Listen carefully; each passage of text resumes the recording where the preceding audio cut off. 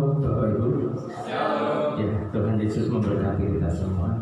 Mari Bapak Ibu diperkenani pada kita akan bersama-sama terima firman Tuhan.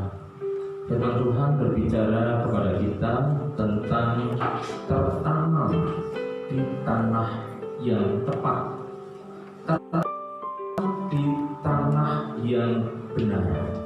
Hari ini kita akan buka Alkitab kita dalam Mazmur pasal 1 ayat yang pertama sampai ayat yang ketiga. Mazmur pasal 1 ayat 1 sampai ayat yang ketiga. Saya membaca demikian, Bapak Ibu bisa mendengarkan. Berbahagialah orang yang tidak berjalan menurut nasihat orang fasik, yang tidak berdiri di jalan orang berdosa, dan yang tidak duduk dalam kumpulan pencemooh, tetapi yang kesukaannya ialah Taurat Tuhan, dan yang merenungkan Taurat itu siang dan malam. Ia seperti pohon yang ditanam di tepi aliran air, yang menghasilkan buahnya pada musimnya, dan yang tidak layu dari daunnya saja berhasil. Dikatakan berbahagialah orang yang tidak duduk dalam kumpulan orang pencemooh, yang tidak menuruti nasihat orang fasik. Dengan kata lain dikatakan berbahagialah orang yang kesukaannya Taurat Tuhan. Atau hari-hari ini kalau boleh saya katakan, berbahagialah orang yang kesukaannya adalah firman Tuhan dan merenungkan firman itu siang dan malam. Berbahagialah orang yang hidupnya mencintai Tuhan dengan cara merenungkan firman itu. Bapak Ibu Saudara yang dikasihi Tuhan Yesus Kristus, kalau kita lihat renungkan kembali khotbah firman Tuhan minggu kemarin bicara tentang kapasitas. Kapasitas yang pertama yang kita terima itu kapasitas yang ada di dalam roh kita, yaitu dengan cara mencintai Tuhan. Melalui apa? Melalui firman Tuhan. Dan ayat yang kita baca dikatakan ketika kita mencintai firman Tuhan, ketika kesukaan kita adalah firman Tuhan dan merenungkan firman itu siang dan malam, dikatakan ia seperti pohon. Dikatakan ia seperti pohon yang ditanam di aliran air, yang menghasilkan buahnya pada musimnya, yang tidak layu daunnya, dan apa yang diperbuatnya berhasil. Dengan kata lain, ketika panjenengan Bapak Ibu Saudara mulai belajar mengasihi Tuhan dan mulai belajar untuk merenungkan firman Tuhan, maka kita ibaratnya seperti tanaman yang ditanam di sebuah tanah yang dekat aliran air, yang pasti tanah itu subur. Tanah itu akan menghasilkan banyak mineral-mineral untuk makanan tanaman itu, yang akhirnya membuat tanaman itu bertumbuh dengan baik, bertumbuh dengan subur, dan menghasilkan buah. Dan dikatakan apapun yang diperbuatnya berhasil. Jadi ketika kita belajar mencintai Tuhan, ketika kita belajar merenungkan firman Tuhan, maka apapun yang akan kita kerjakan, Tuhan yang membuat kita berhasil. Itu janji firman Tuhan, Bapak Ibu Saudara, dengan catatan kita harus tertanam. Dikatakan kita harus tertanam, dan tertanam di tempat, di tanah yang benar, di tanah yang tepat. Bukan sekedar yang penting tancap tanaman, tetapi dikatakan di tempat yang benar, di tempat yang tepat, di aliran sungai, di aliran air kehidupan. Lah, Bapak Ibu Saudara yang dikasihi Tuhan Yesus Kristus, kalau kita bicara tentang tertanam, kita sebagai gereja, panjenengan sebagai jemaat Tuhan, maka tempat yang tepat untuk kita tertanam dan kelak bisa menghasilkan buah, dan apa yang dikerjakan Tuhan membuatnya berhasil, maka kita harus tertanam di sebuah gereja. Ditanam di sebuah gereja, di dalam sebuah kehidupan penggembalaan. Jadi bukan gereja bergantian, tetapi satu tempat, satu tanah, satu gereja, dan dalam satu penggembalaan. Dan disitulah Tuhan mengatakan, maka kita akan menghasilkan buah. Apa yang diperbuatnya berhasil. Bapak Ibu Saudara yang dikasihi Tuhan Yesus Kristus, yang menjadi pertanyaan buat kula panjenengan mengatakan, mengapa saya harus tertanam? Sebenarnya apa sih peran tanah? Apa sih sebenarnya fungsi dari tanah sehingga sebuah tanaman harus tertanam di tanah?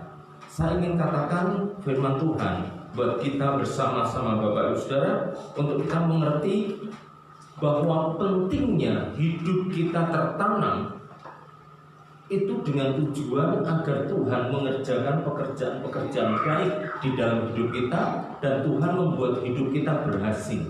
Ada sebuah tujuan kenapa kita harus tertanam di sebuah tanah yang benar, tanah yang tepat. Mari kita buka Alkitab kita, kalau panjenengan membawa, dalam Yohanes pasal 12 ayat yang ke-24.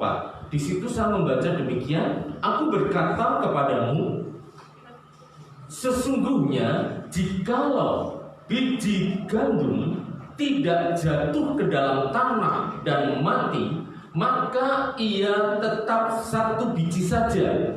Tetapi jika ia mati, ia akan menghasilkan buah yang banyak. Dia akan menghasilkan banyak buah. Bapak Ibu Saudara yang dikasihi Tuhan Yesus Kristus, kenapa kita harus tertanam? Satu hal yang harus kita mengerti, yang pertama, peran tanah itu adalah memproses. Maksudnya memproses bagaimana Bapak Ibu Saudara? Dengan kita tertanam, maka hidup kita akan diproses untuk bertumbuh. Dikatakan ketika biji gandum jatuh ke dalam tanah, maka dia bukan lagi akan kelak menjadi satu biji, tetapi dia harus mati lebih dahulu, masuk ke dalam tanah. Dan ketika dia mati, maka dia akan mulai mengeluarkan tunas, dan akhirnya menjadi sebuah tanaman, menjadi sebuah tumbuhan, dan akhirnya berbuah. Dan dikatakan berbuah banyak. Berarti ada proses. Jadi satu hal yang kita mengerti, bahwa fungsi tanah yang pertama itu adalah memproses. Jadi ketika kita tertanam, maka hidup kita akan diproses. Bapak Ibu Saudara, hidup kita akan diproses. Sejak lahir, saya ingin katakan, sejak lahir kita ini sudah tertanam. Di mana? Di keluarga. Sejak lahir kita sudah tertanam di keluarga. Suami tertanam kehidupannya bersama istrinya. Istri tertanam kehidupannya bersama suaminya. Anak tertanam dalam kehidupan orang tuanya, menjadi satu keluarga. Sejak kecil kita ada dalam keluarga, kita tertanam. Dan ketika mungkin ada dalam lingkungan sekolah, kita juga tertanam dalam lingkungan sekolah. Mungkin dalam lingkungan pekerjaan, kita tertanam dalam lingkungan pekerjaan. Dan Tuhan katakan, disitulah hidup kita diproses. Ketika kita ada di gereja, kita tertanam ada di gereja. Dan disitulah hidup kita diproses. Hidup kita diproses untuk apa? Dikatakan agar kita bisa menjadi semakin pandai. Ketika kita ada dalam keluarga, kita akan diajar banyak hal. Kita akan diajar untuk bicara, kita akan diajar untuk beretika, kita akan diajar untuk ditanam dengan nilai-nilai kehidupan. Kita akan semakin dewasa, kita akan semakin berhikmat, kita semakin mengerti nilai-nilai kehidupan. Itu ada di mana ketika kita ada di dalam keluarga. Itu ketika kita ada di dalam sekolah, ketika kita ada di dalam lingkungan pekerjaan atau dimanapun kita berada. Juga ketika kita ada di gereja, Bapak Ibu Saudara, maka ketika kita mau ditanam di dalam gereja dan kita diproses, hidup kita dikatakan seperti biji mau mati dan akhirnya bertumbuh. Ingat bahwa ketika kita percaya Yesus, hidup lama kita mati dan kita menjadi ciptaan baru. Seperti biji gandum tadi, ketika dia jatuh ke tanah, dia mati. Dia mati dan akhirnya bertumbuh, diproses. Dengan satu tujuan apa? Agar kehidupan rohani kita menjadi lebih baik. Dengan satu tujuan apa? Agar kehidupan rohani kita menjadi semakin dewasa dan kelak kita menjadi sempurna sama seperti Yesus.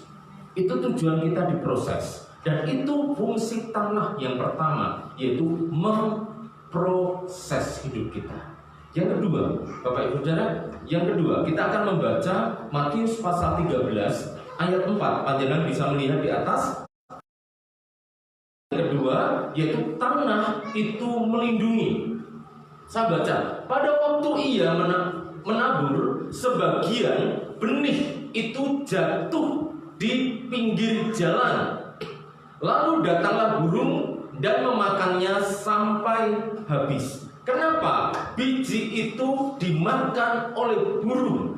Karena biji itu jatuh di pinggir jalan, di tanah yang di tempat yang tidak ada tanahnya, sehingga biji itu tidak bisa masuk ke dalam tanah.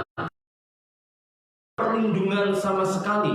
Biji itu tidak ada perlindungan sama sekali, sehingga ketika datang burung, maka biji itu dimakan. Perumpamaan ini berbicara tentang ketika kehidupan kita tidak ada perlindungan, maka hidup kita akan diambil oleh si jahat, yaitu iblis. Kenapa? Karena tidak ada perlindungan. Jadi fungsi tanah yang kedua, itu tanah akan melindungi. Bagaimana cara melindungi, Bapak Ibu Saudara?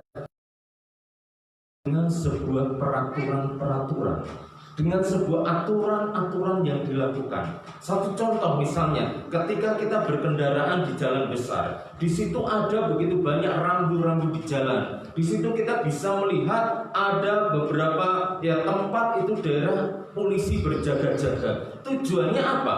Tujuannya bukan untuk membatasi hidup kita, tujuannya agar selama kita ada di jalan, selama kita berkendara, maka kita menjadi aman, kita menjadi mudah, selamat ketika kita mau menuruti aturan-aturan lalu lintas. Sama, ketika kita mau tertanam di dalam gereja, maka gereja akan membuat sebuah peraturan-peraturan firman Tuhan.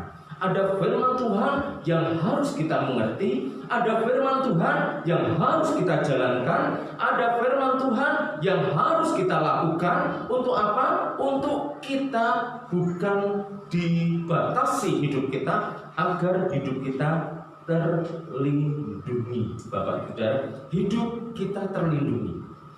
Beberapa waktu yang lalu saya pernah memberikan sebuah contoh, ya.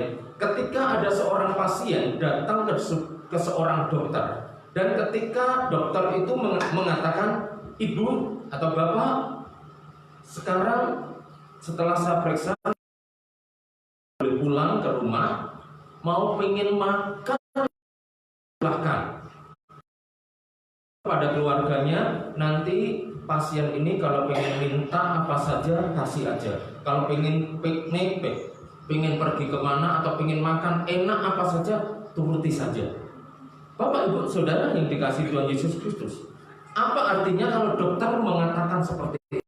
Berarti dokter sudah tahu kalau dokter pasien seperti itu, berarti sebenarnya pasien itu sudah tidak punya harapan untuk sembuh, sehingga minta kepada keluarganya udah turuti aja sebelum meninggal. Tetapi kalau dokter mengatakan, ibu, bapak, kamu jangan makan ini dulu ya, kamu harus jaga pola makan, jaga pola kehidupan. Jangan banyak mikir, jangan mudah stres, jangan mudah capek. Kalau ada aturan-aturan seperti ini, kamu jangan makan ini. Loh, ini enak dok. Iya, pokoknya kamu jangan makan. Kalau dokter memberikan aturan-aturan seperti itu yang walaupun itu mungkin tidak enak buat daging, tetapi kalau aturan itu kita jalankan, berarti dokter tahu bahwa dia, pasien itu punya harapan untuk sembuh. Asal dia mau nurut dengan aturan yang ada. Sama dalam kehidupan rohani kita, firman Tuhan ini adalah sebuah peraturan. Firman Tuhan ini adalah perintah. Firman Tuhan ini adalah salah satu pedoman atau jalan atau pelita dalam hidup kita. Dia, ya firman Tuhan ini yang akan mengatur, yang akan menuntun hidup kita. Kalau kita tidak menurut firman Tuhan, maka kita keluar dari perlindungan Tuhan.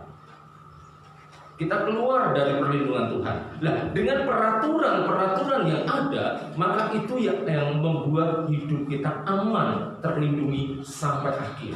Ketika dalam gereja ada aturan, ketika gereja ada aturan, ketika dalam keluarga ada aturan, ketika dalam sekolah ada aturan, itu bukan untuk membatasi, tetapi satu waktu yang lalu, malam hari saya pengennya mau melek, begadang dan sebagainya, tetapi HP saya sita 1 minggu. Oh jangan, saya membuat aturan. Bapak Ibu Saudara, kamu boleh sampai jam 10 atau jam 11 kalau mau keluar. Kenapa? Karena paginya harus bergereja. Itu aturan. Mungkin secara anak muda itu akan membatasi hidup anak saya. Saya anak muda kok kumpul-kumpul malam mingguan kok nggak boleh melek-melek malam minggu.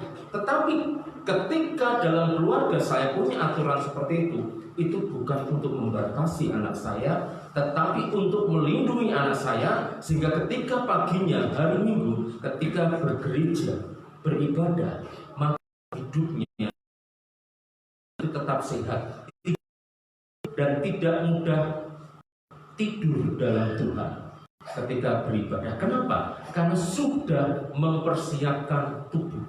Nah, ini fungsi tanah dalam hidup kita. Jadi gereja ada itu untuk melindungi hidup kita agar sekutu, agar kita mudah bersama-sama untuk kita menyembah Tuhan dan Tuhan akan melindungi hidup kita.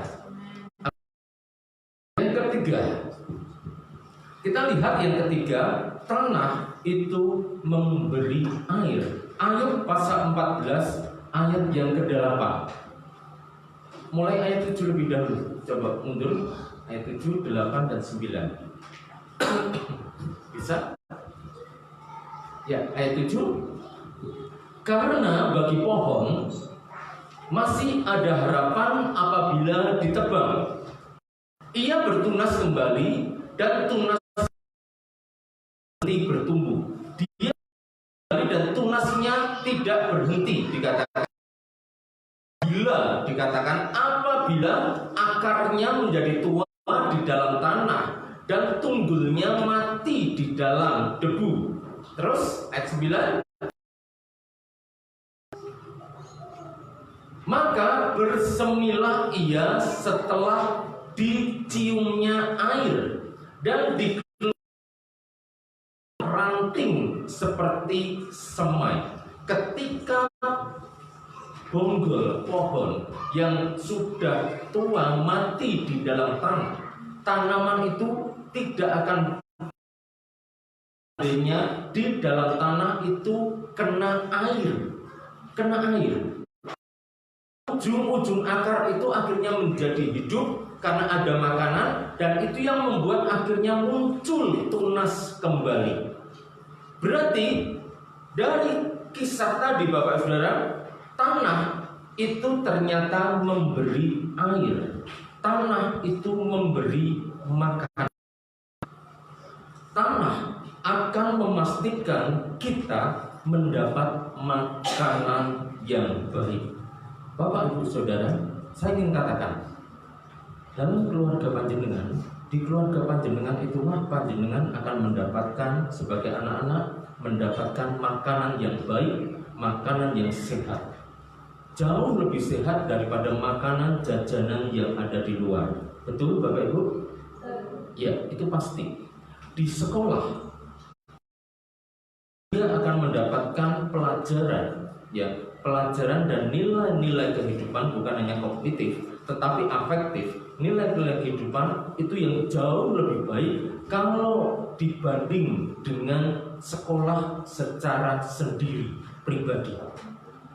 Karena apa? Karena di sekolah itu sudah resmi dan sudah valid, dan itu dipastikan akan memberikan mutu yang baik dalam kehidupan anak-anak di masa depan.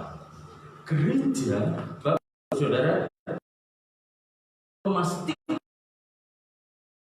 ketika kita gereja, ketika kita mau digembalakan, ibaratnya kita ada tertanam di tanah yang tepat, tanah yang digembalakan dalam sebuah penggembalaan di satu gereja. Saya ingin katakan, disitulah hidup kita akan menerima makanan-makanan rohani yang baik, makanan-makanan rohani sehat. Itu yang Tuhan pastikan di dalam hidup kita.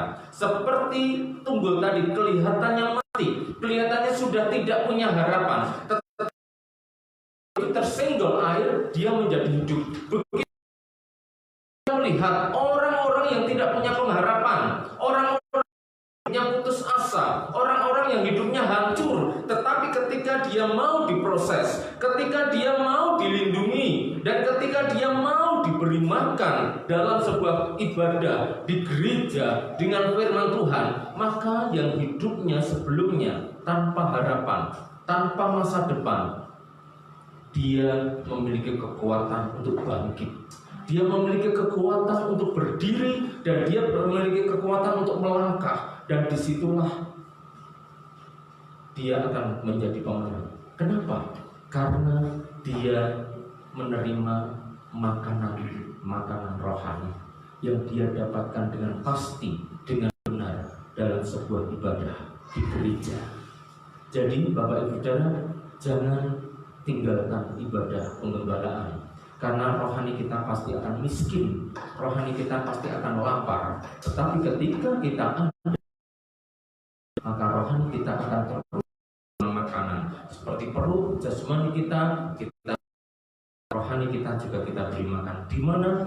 Di gereja, di tempat ibadah kita akan menerima makanan firman Tuhan. Amin. Itu yang ketiga. Yang keempat, Bapak Ibu Saudara, tanah akan memberi topangan. Matius pasal 13 ayat yang ke-15. Matius pasal 13 ayat yang ke-15, ayat yang ke-5. Maaf ya.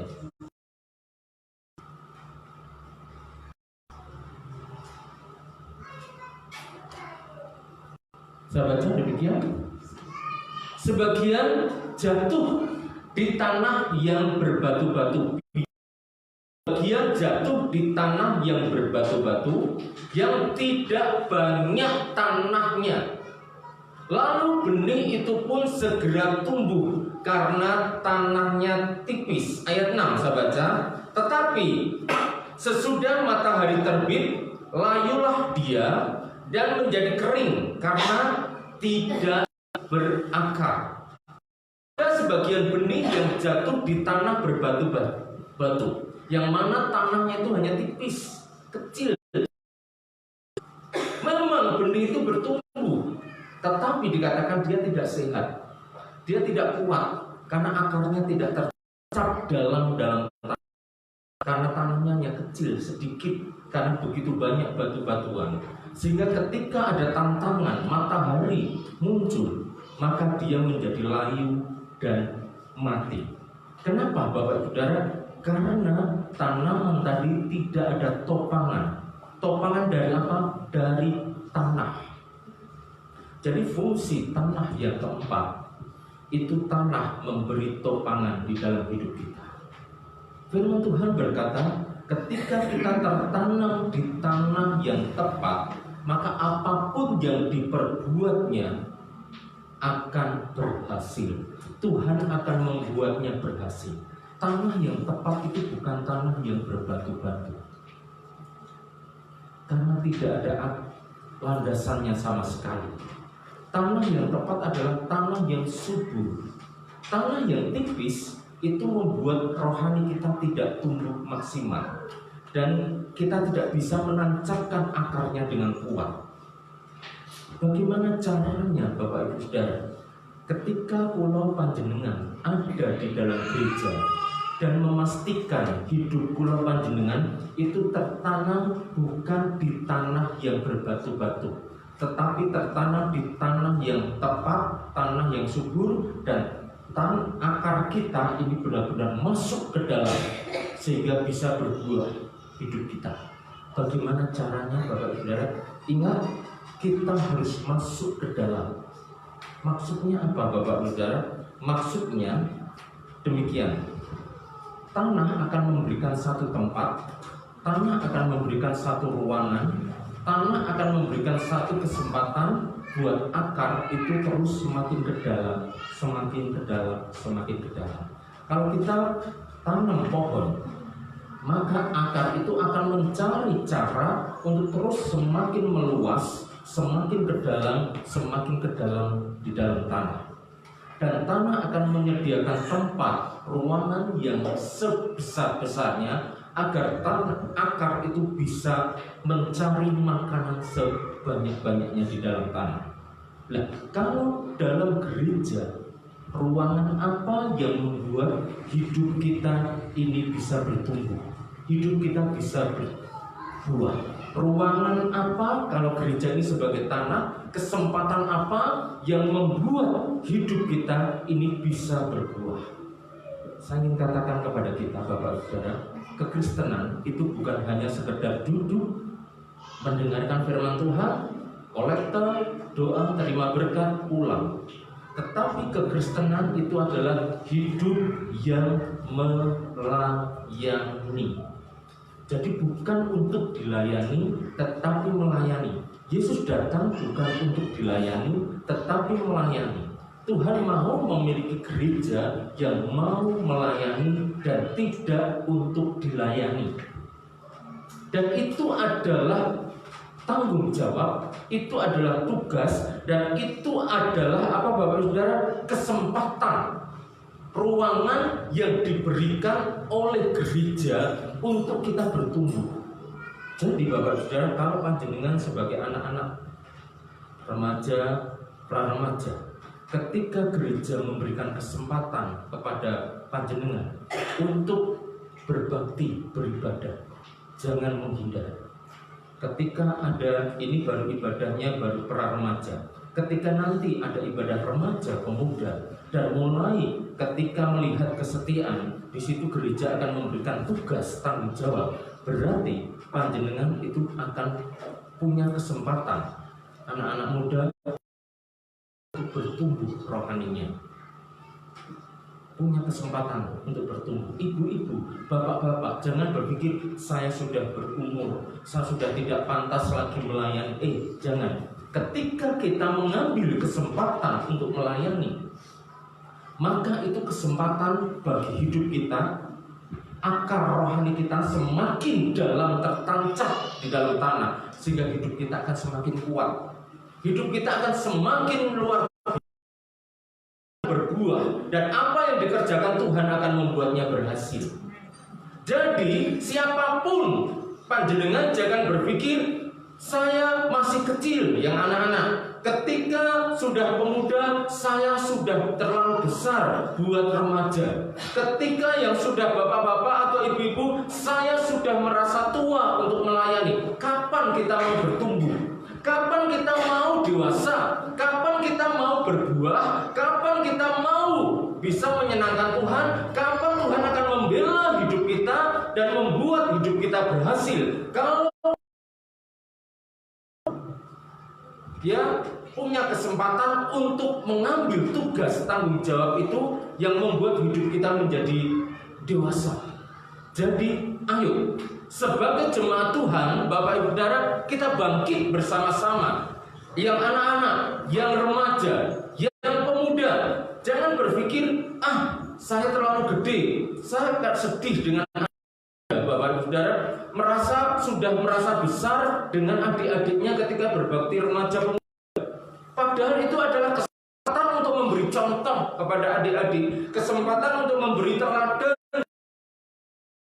ikut mengajar adik-adiknya. Tetapi berpikir aku paling gede, aku paling tua. Mungkin yang orang tua juga mengatakan aku terlalu tua, yang muda-muda saja dan sebagainya. Gereja tidak akan menjadi gereja yang bertumbuh, yang berbuah, yang mana pembelaan Tuhan ada hadir di dalamnya kalau jemaat itu tidak ambil bagian dalam tugas, dalam tanggung jawab, dalam pelayanan yang ada. Jadi kita butuh pendudukan diri, kita butuh ketaatan.